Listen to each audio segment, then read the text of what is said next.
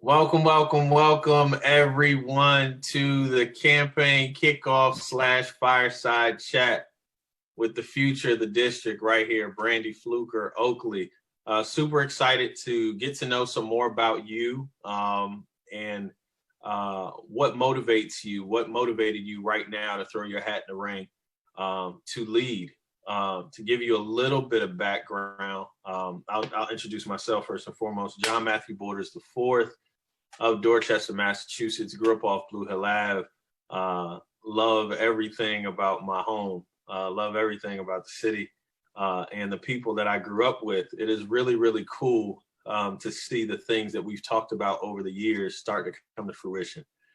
So I have had the privilege of knowing Brandy since our elementary school days. We went to Parkside Christian Academy together over in Jamaica Plain with a handful of other amazing young people, and didn't realize that some of the relationships we had then would be as strong as they are now till this day. So I'm honored to be a part of this. I'm honored to champion you and your work and to be in your corner, and to help facilitate this fireside chat with you and your amazing mother. So quick fun story, and then I'll get into some of your bio. I've always known Brandy to be a fighter. Always known Brandy to be a fighter. Justice has always been a part of her backbone. If something wasn't right, if you were her peer or if you were the principal, she was going to let you know that you were out of line. And I appreciate it so much more now, because so many of us, we operated in fear and we did not understand our voice. But Brandy understood her voice very early.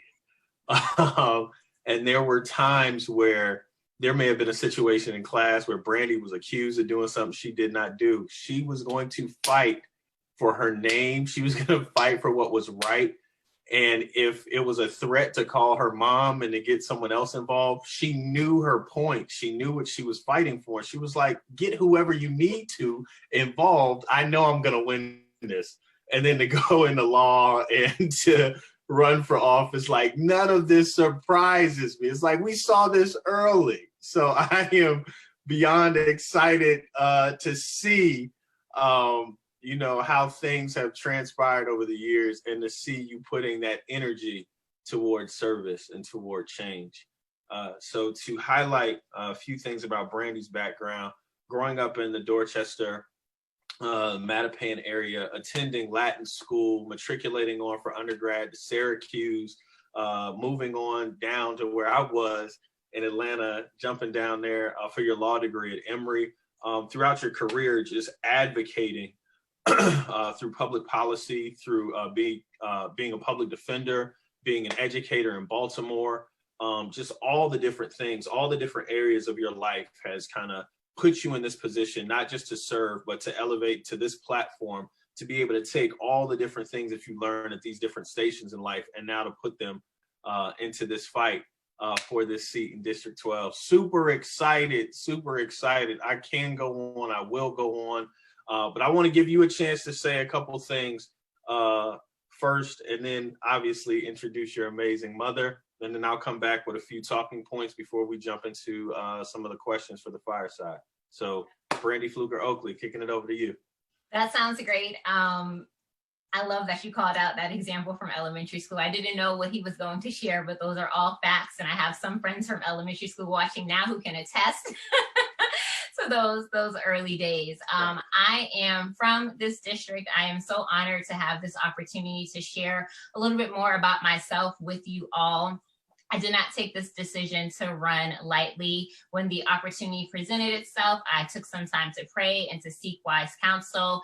And in having those conversations with family members and colleagues who I've worked with over the years, it was very clear that all of my experiences have brought me to this place, thinking about my ability to connect with others, to build bridges with folks who might not look like me or think like me, but we can reach a common goal together. My lack of fear, I'm definitely fearless when it comes to speaking my mind and making sure that we're doing what's right in the name of justice and equity. And also my public policy, political advocacy skills, all of it just came together for this moment to give back to a community that has given so much to me over the years. And I couldn't think of any better place or any better seat to give back to my community and serve and just harness all of those skills to make us stronger and better. Tell me who we are joined by on this evening. By my wonderful mother. Full disclosure, I think that's the closest I've gotten to her since COVID-19. We were even doing social distancing in the house from when I was out collecting signatures. I didn't want to get close to her, but everything good that I am is because of this woman who tirelessly sacrificed for me, raised me on her own with the help of community members. I have several surrogate mothers throughout the city of Boston, Massachusetts, and even down in Alabama. And I am just so grateful for her leadership and all that she's poured into me that I couldn't think of anyone better to share in this moment with. Absolutely, absolutely.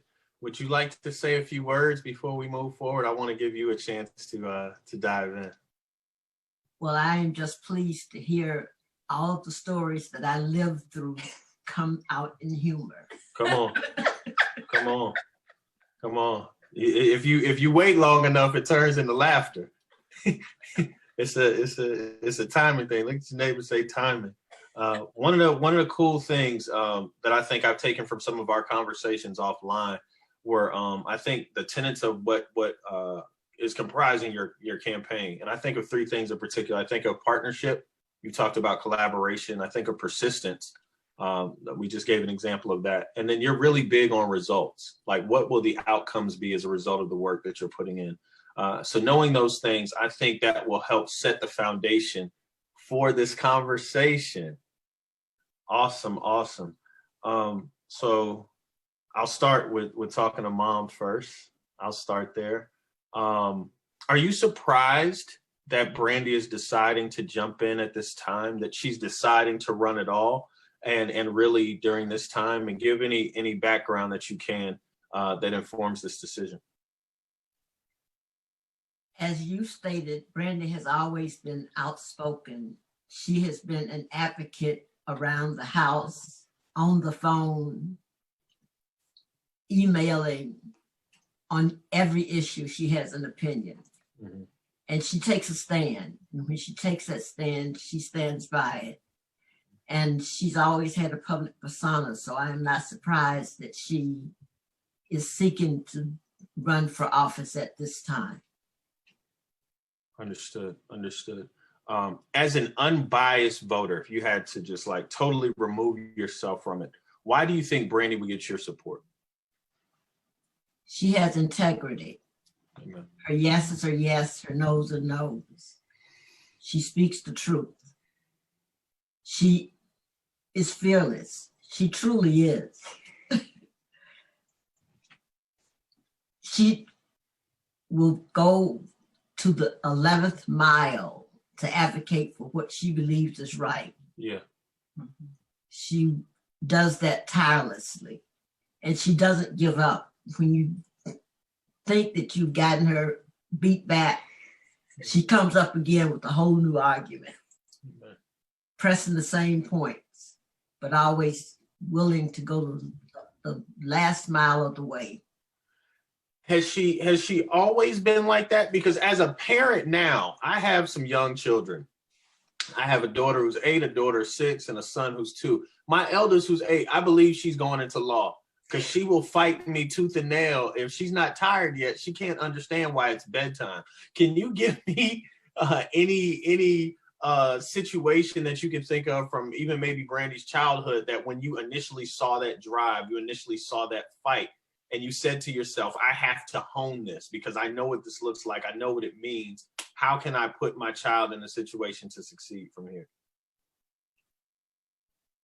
Well, just her insistence on getting things done. She used to have a bedtime. She wasn't supposed to watch TV. I had TV in my room, took the TV out of her room, And I would wake up in the middle of the night. She would be in my room, in my bed with me, watching TV in my room. She has a way of getting things done. Man, I'm not mad at that. I'm not mad at that at all.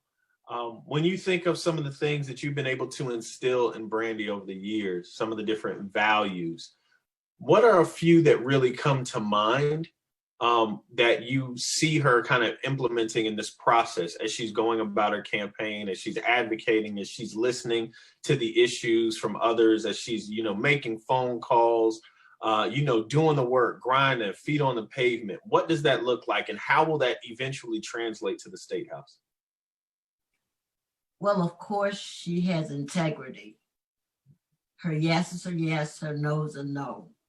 Even when it is perhaps not what you want to hear, she will still tell you exactly how she feels. Mm-hmm. And she'll stand her ground when it comes to that.